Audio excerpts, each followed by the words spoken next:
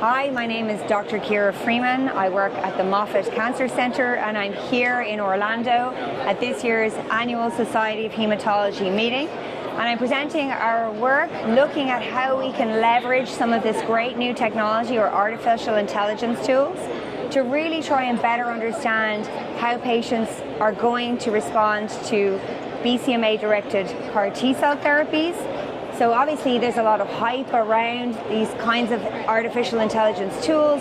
Everyone's really excited about how we're going to be able to leverage information that we now can use more readily and answer questions in a more nuanced way than ever before. And so we have taken lots of our own internal data at Moffitt Cancer Center and tried to better understand who are the patients who are going to do well, who are the patients who are going to do not so well, not only layering in all of that clinical information that we've got at our fingertips, their history of the patient, the kinds of drugs that they've seen in the past, and all of that routine standard of care laboratory data that we're collecting from them, and inputting all of that into these large language models to try and better understand how patients are going to do.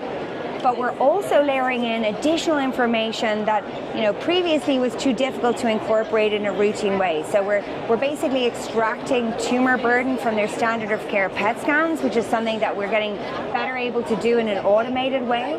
And we're showing that leveraging that radiology information gives us a better discrimination and even more ability to prognosticate those patients who are going to do well, those patients who are going to do not so well.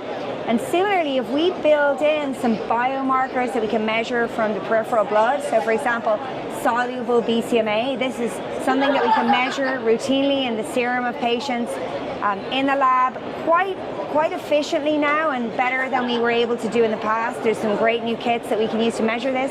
You layer in that additional piece of information and now your model is really more discriminatory, it's super interesting, and we're only just getting started. So